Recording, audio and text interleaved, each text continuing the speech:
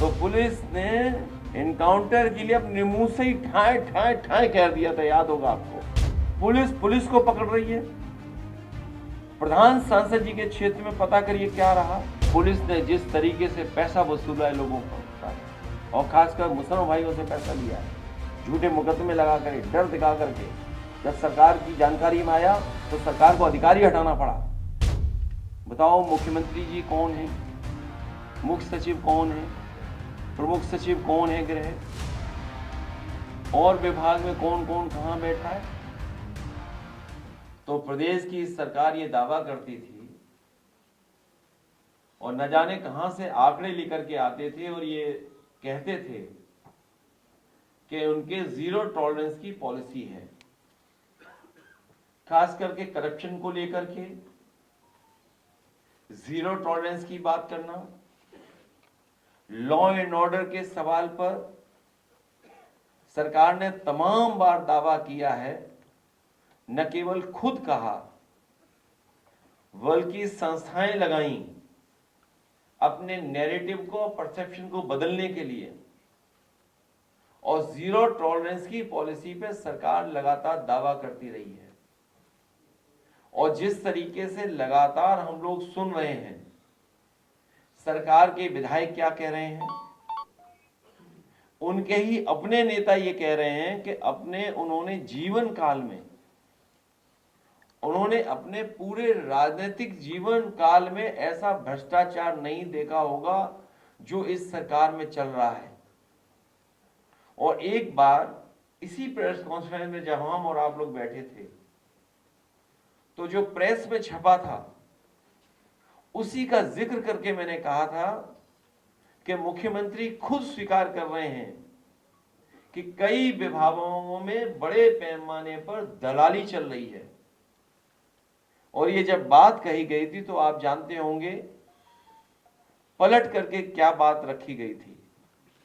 और आज जो हमारे साथी ये सवाल उठा रहे हैं बलिया का लेकर के, आपको जानकारी होगी कि समाजवादी पार्टी के विधायक संग्राम सिंह, उन्होंने विधानसभा में इस बात को रखा था। तो ये एक जगह के भ्रष्टाचार का तो खुलासा हुआ है। उत्तर प्रदेश के न जाने किस किस कोने में कितने बड़े पैमाने पर भ्रष्टाचार चल रहा है। और जो लोग ये होर्डिंग भी पढ़ेंगे या जो हेडलाइन अखबारों में छपी है, बड़ी मुश्किल से ऐसी हेडलाइन अखबारों में मिलती है, पुलिस ही डाकू, बड़ी मुश्किल से अखबारों की हेडलाइन ये मिलती है, पुलिस ही डाकू हर दिन 15 लाख वसूल रही है। सोचिए आप, अगर अखबार ये मजबूरी में लिख रहा है कि वो परेशान होकर के लिख रहा है, और मुझे ऐसा लग रहा है कि हमारे अखबार के लोग भी अब अपनी जिम्मेदारी निभाने लगे हैं और बहुत जल्दी खुल करके जिम्मेदारी निभाएंगे। हम इसके लिए भी अपने लोगों को, आज जब संविधान मान संघ की स्थापना कर रहे हैं तो अपने पत्रकार साथियों को इस बात के लिए भी बधाई देते हैं। तो ये एक सड़क, एक जिले का भ्रष्टाचार जो दिखाई दे रहा है, पुलिस को पकड़ रही है। प्रधान सांसद जी के क्षेत्र में पता करिए क्या रहा। क्या ये बात नहीं निकली कि पुलिस क्या कर रही थी? वसूली। और ये जो एनकाउंटर का जो डर दिखाते हैं, हमने और आपने कई बार सोशल मीडिया पे वो वीडियोस देखे हैं जहां पर पुलिस रेट तय कर रही थी कि टांग पे गोली मारी जाएगी तो इतना पैसा देना पड़ेगा।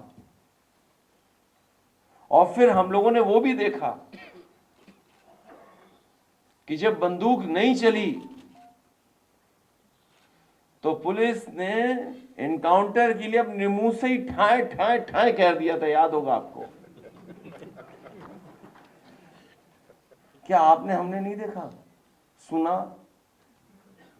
और मुझे याद है नोएडा का पहला फेक इनकाउंटर हुआ था एक इंस्ट्रक्टर जिम का जो लौट रहा था, पुलिस ने उस पे गोली चलाई थी, वो आज विकलांग है, वो चल नहीं सकता। अगर सरकार उसी समय न्याय दे देती जब हम लोगों ने सवाल उठाया था, तो आज ये उत्तर प्रदेश की स्थिति नहीं बनती। और ये एक घटना नहीं है करप्शन की, हमने आपने लाइव देखी है चीजें। और ये झांसी के हमारे जिलाध्यक्ष बैठे हैं यहां पर, एक नौजवान कुछ पैसे को लेन देन था पुलिस इंस्पेक्टर के साथ, वो रात में उसको पकड़ करके लेकर के उसकी हत्या की थी, इनकाउंटर किया था उसका फर्जी।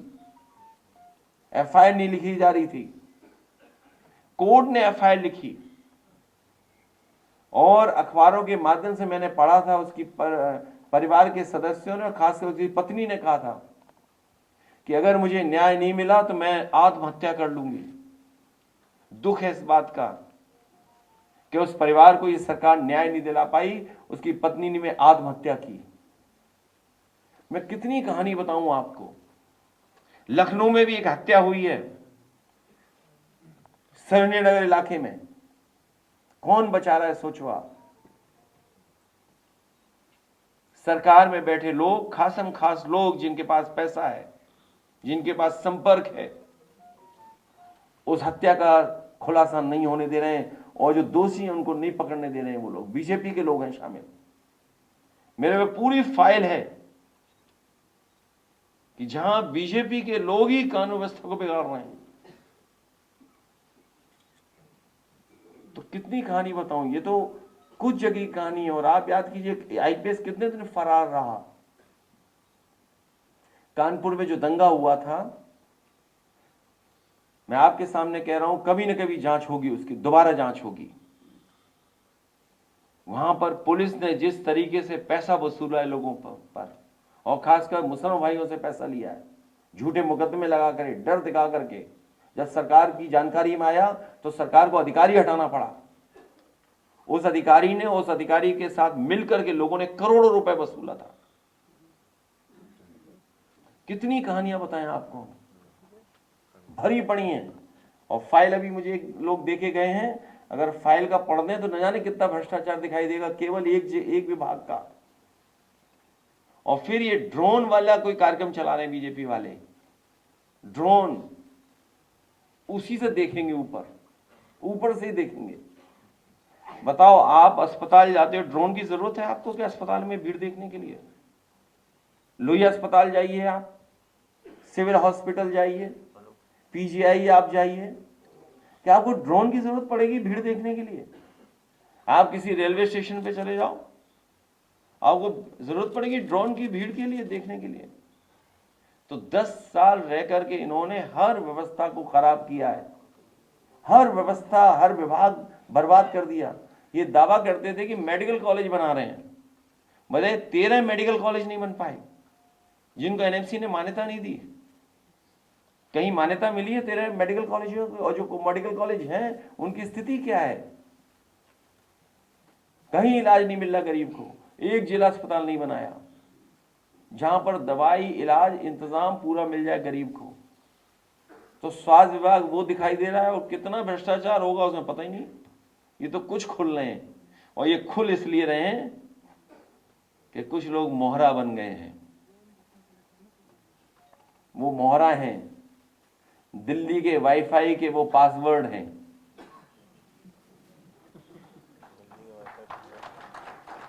ये नई तरह की टेक्नोलॉजी, तो टेक्नोलॉजी के हिसाब से बोलना पड़ रहा है। आप समझ गए हो कौन मोहरा है? सुनने में आया कि मौर्य जी मोहरा है। दिल्ली के वाईफाई के पासवर्ड हैं। अगर दिल्ली वाले किसी से मिलते हैं तो लखनऊ वाले भी मिल रहे हैं किसी से। तो बताओ सरकार चलेगी ऐसे? क्या सरकार चलेगी बता? और जिन्होंने बिगाड़ा है सब कुछ, क्या वो लोग ठीक करेंगे? और सबसे गंभीर सवाल मैं आपके सामने रखता हूं। मुझे याद है कि इस प्रदेश के गवर्नर थे, हमें चिट्ठी लिखते थे और अखबार में सरकार को, समाजवादियों को बदनाम करने के लिए जातिवादी का आरोप लगाते थे। बताओ, कोई है कहीं कोई जो गिनती करे कौन कहां बैठा है? बताओ, मुख्यमंत्री जी कौन है, मुख्य सचिव कौन है, प्रमुख सचिव कौन है गृह, और विभाग में कौन कौन कहां बैठा है? सोचिए आप भी तो थे, कभी कभी उठाते थे सवाल जातिवाद का, तो आप विचार करिए, गंभीर सवाल है। तो यूपी ऐसे नहीं चलेगा। यूपी की जनता को इन्होंने धोखा दिया है।